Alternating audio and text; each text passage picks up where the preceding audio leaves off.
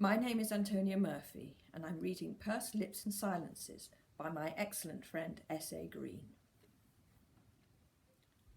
I'd never even thought about babies until that fetus came round for tea. It didn't knock. It just let itself in through the kitchen window, crawled over to our feature island, and hoisted itself up onto one of those bar stools we never sit on. Julian and I had furloughed the cleaner, and our surfaces were filthy. I hoped the fetus wouldn't tell our friends.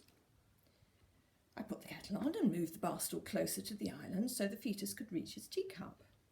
Do you take milk with your tea? One's never sure with Earl Grey.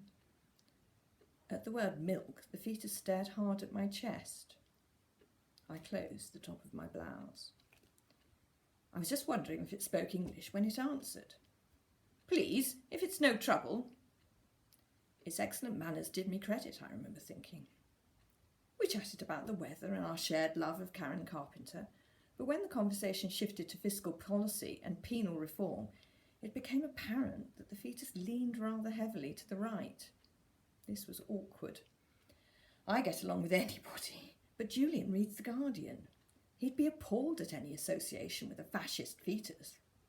We left politics and the fetus began questioning me. The tone was polite, but there was clearly an agenda. Should women breastfeed in the House of Commons? Baby naming is a gendered issue, discuss. My equivocal responses were met with pursed lips and silences. Eventually, it noticed my increasingly resentful expression. Have I offended you? It feels like I'm being interviewed. Surely you can understand. If I make the wrong decision, I could be damaged for life. I presume you know the Larkin poem. Larkin? It read poetry. I felt stirrings of maternal pride. And yet, why couldn't it just give me the benefit of the doubt? Why would we fuck you up? I was reluctant to use the F word to one so young, but I wanted it to know I understood the reference. It sighed the weary sigh of a fetus who is long used to being misunderstood. I'm merely suggesting that motherhood could be inopportune at this stage in your life cycle. I'm not a bloody caterpillar. It lifted a disapproving eyebrow. I wished it would go away. Interrogate some other potential mother. What will you do with the rest of your day? It rolled its eyes and shrugged.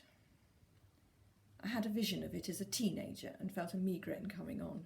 I excused myself and went to the lavatory, where I sat on the closed lid with my head in my hands and breathed deeply until I felt calmer. I splashed my face with cold water, smiled reassuringly at the mirror, and breezed back into the kitchen. The fetus was gone. I didn't go looking for it. I cleaned the kitchen, humming to myself as I disinfected the bar stools. When my period joined me for breakfast the next morning, I welcomed it warmly, made it some bacon and eggs.